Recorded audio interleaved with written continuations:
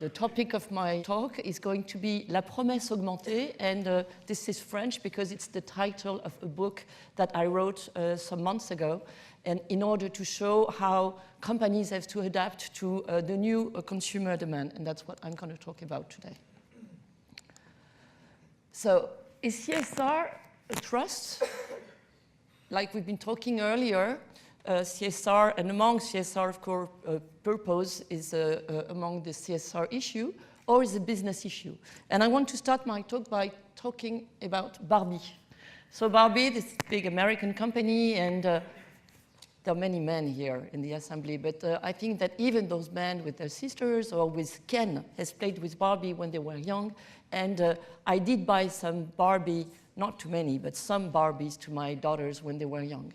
And Barbie was really facing a big crisis, and a crisis that was really hard to understand why this company was facing this crisis of losing sales years after years. And that was in 2014. At the last trimester, Barbie, its loss was accelerating. And I could quote also today the accelerating loss of big companies like L'Oréal, for instance, in France, that is facing also a sort of crisis today that is really also hard to understand and to explain. And what happened is that Barbie realized suddenly, because they've seen how the consumers were buying other type of dolls, and especially mothers for their daughters, dolls that had hips, that had some trouble with their bottoms, etc., and wanted to lose weight. So they started shifting to another type of Barbies, Barbies with hips, with bottoms, Barbies with dark faces, dark skin, black Barbies, and so forth and so on, different type of colors, different type of gender. And this already started just a year after they started this new marketing approach. They started having a raise in their sale. And now they're even going further because they really decided as a purpose to fight against stereotype and fight against stereotype on women.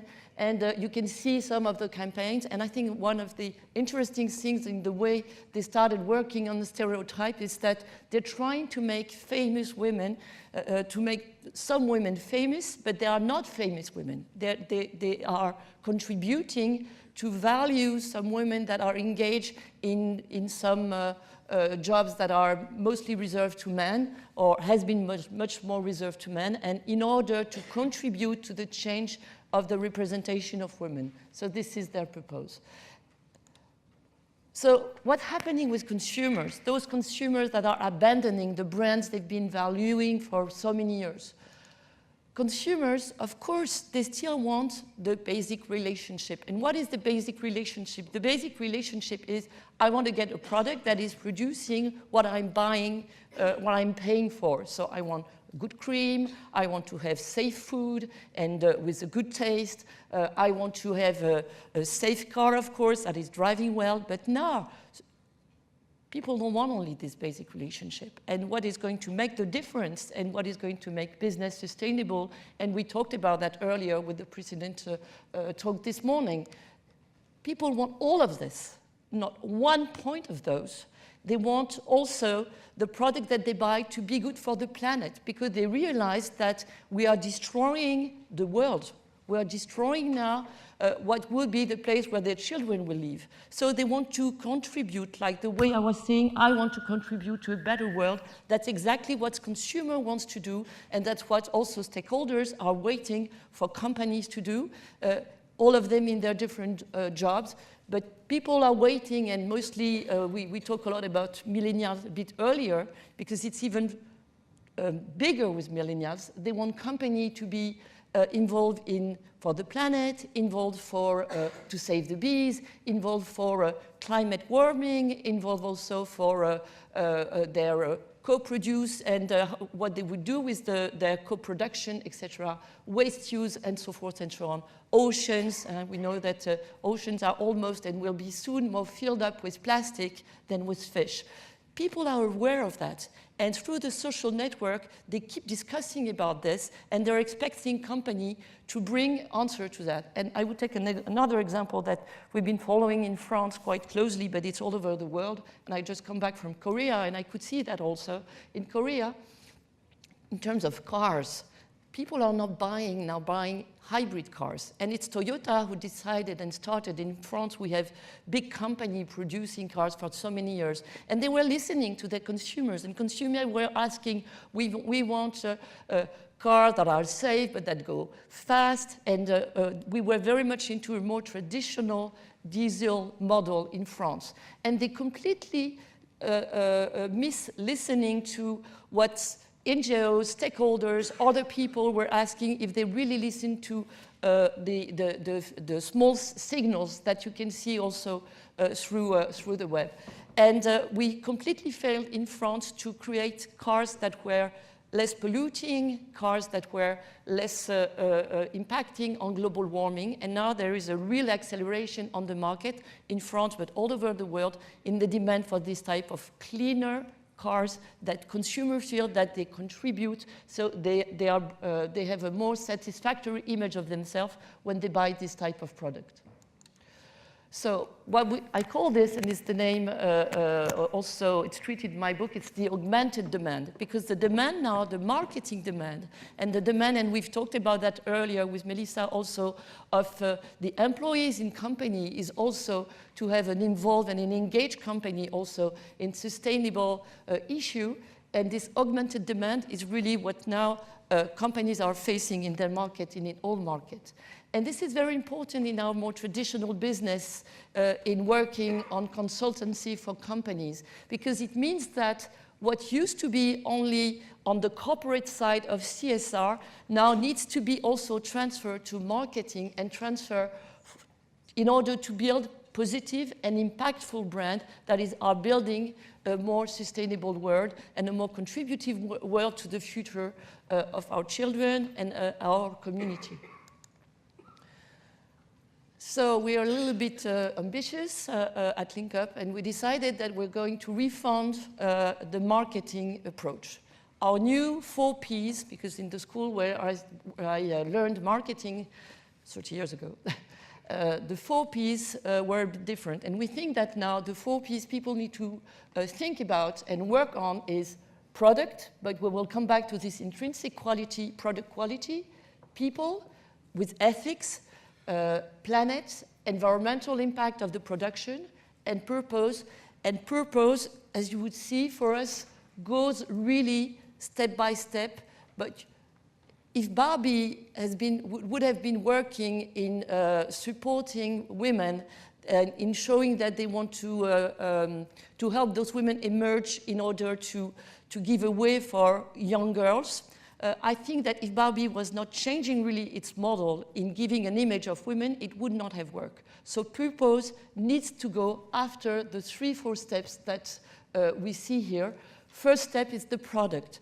And the first thing, we call it the 1.0. The first thing for company, before building their purpose, is what do they do, how they contribute to the quality process, how they don't lie anymore, they are really transparent. And even if they didn't lie, they were just not telling the stories, how they tell stories about the way they do things and how they're going to give all the information. For instance, when a company in France is trying to show that the product is being made in France from French pork meat, and suddenly consumers realize that the pork meat comes from Spain, it's an enormous mistake, because if they were telling that they decided to get the meat from Spain because it's a good quality of meat and they couldn't find the whole approach in France, and they explain why they work like this, and they also support maybe farmers in France, they wouldn't meet a crisis. But if they keep on in just having a dark box in what they're doing, they're really facing some problems. So they need to engage in sustainable sourcing, transparency. We talked about blockchain, traceability, quality process, and this is true for food, but it is true for many, many industries, and even for the clothing industry, who's also starting to face big crises on this topic. People is really the second issue, how the product would have an impact on health. It could be for Pampers right now that is also facing a drop in their sale because they're very accused of transmitting, looking for the word, it's something that bothers your endocrine and the function of your body. So it's true for Pampers, it's true also for Procter & Gamble, and so forth and so on. So the health impact is very important. And what is really remarkable, and we can see now also in marketing, is that the way that the companies are acting, and Melissa addressed this point this morning, the way companies are acting towards their employees and being engaged in the well-being of the employees will give trust and give and build a very ethical image of the company that is now very important also for consumers. Behind the product, they know that there are people. So ethical relationship with suppliers, then goes the planet, how the activity of the company has an impact on global warming, how it has an impact on the quality of the water, on the environment, their also local footprint.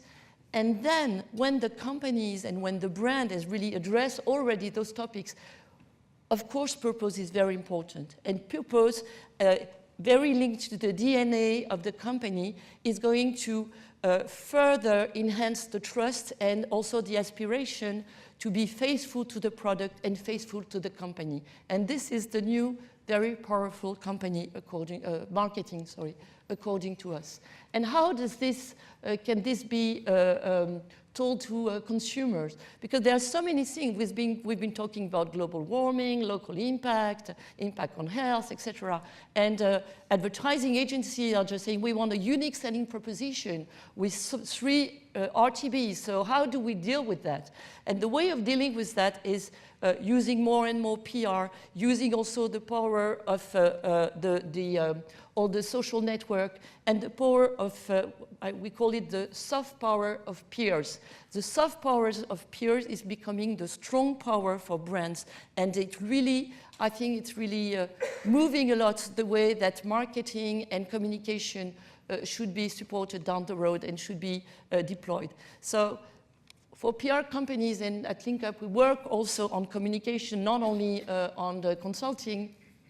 We need to engage with all the stakeholders, with the consumers, in showing with the, and building a communication concept, a sort of storytelling that is going to have one stream, and all the impact the company is going to build and engagement is going to and commitment it's going to make is going to nurture this stream that is really now important to support and sustain the company's reputation. So what is the augmented promise? The augmented promise for the consumers would be really answering the consumer questions that the consumer is asking himself more and more. It could be consciously, it could be through the peers, it could be also non-consciously, but also because it's becoming the new social norm, and especially for millennials all over the world. So I want to support, I want to have a useful contribution to the community that gives purpose to my consumption. But this purpose has no sense if it's also destroying some value in the world and in the environment. Initiatives that tell me more about the brand I love, actions that address my concern for my family, concern for my friends, my community, and it's enlarging by circle my country, Europe, and we talked about Europe a bit earlier, commitments that reassure me, tangible information that I can understand, proofs that can believe, not fake news, not fake proof, not oversold proofs. So it's a really step-by-step approach, but where a company should be, and it's the way people work in sustainability. We have objectives, defining objective to 2025 or 2030 and so forth and so on, but showing how the company is really strongly committed to build this new road and support the good use of the product. This is also a strong responsibility for companies when people are eating too much of a product of a company. It's also the responsibility of the company and not only the responsibility of the consumers. So integrity and commitment are the new deal for companies, and I want to stress the fact that it works also for B2B and not only to B2C. And I want to finish my presentation by presenting to you. It's in French. It doesn't exist yet here, but it's really the big surprise of the past 2 years in France. In France, we have had a big crisis with farmers that were producing milk because of the embargo towards Russia. There was no more sale of milk towards Russia and cream and butter. And so this big crisis, the press, the media were talking about it, about people committing suicide, etc., really bad because the prices were very, very low. And there was a bunch of farmers who decided that they're going to create the new milk. And the new milk is going to be milk that the consumer will be the boss of. What does it mean? And they're now selling more than 10 million liters a month, and it's increasing by 20% every month. And they're now also producing other products like apple juice and other food products with other farmers. So what they've been doing is on the web asking for consumers to decide what price they're ready to pay for what purpose. And so they offered multiple choice on the web and asking people what is important for them in the milk they're buying. Is it important that the farmer gets a good price in order that it goes on holidays? On holidays, 5 more cents. The good price for the farmers to be able to invest in a machine that he won't be obliged to go twice a day and take care of the cows is 10 cents more. The good price would be to have a local feeding and not GMO feeding, 5 cents more, etc. And so this milk is about 25% more expensive than regular milk. It's a little less than €1, 80 cents maybe, but it's really more expensive than regular milk. And this is meeting a tremendous success among consumers, and just through PR, not 1 penny of advertising, just a social network, PR, and right now they just delivered that just last week saying, okay, here you are guys, consumer, you are the boss, it's the name. This is the milk who pays better the farmers, and the name C'est qui le patron is who's the boss. That's the name of the product and all the different products they are producing now. So they're asking now consumers if they want to be shareholders of this product, and it's €1 to be a shareholder of this company because they really say, consumer, you're the boss. And I think it's a very interesting story because it shows how things are moving very differently and how in our job we have to think also differently. That's what we try to do. It's trying to be disruptive, as you were saying, to be also creative and to listen, as also Roger was saying, as much as we can and make our clients that are big clients like Nestlé, Mondelez, L'Oreal very recently, etc., to listen to the real demand and not only to the demand that they can feel in focus group, and also to listen to the demand of the stakeholders, NGOs, and how the world is really evolving and how they need to be change makers and not followers, because otherwise they may really lose their business. Thank you for your attention.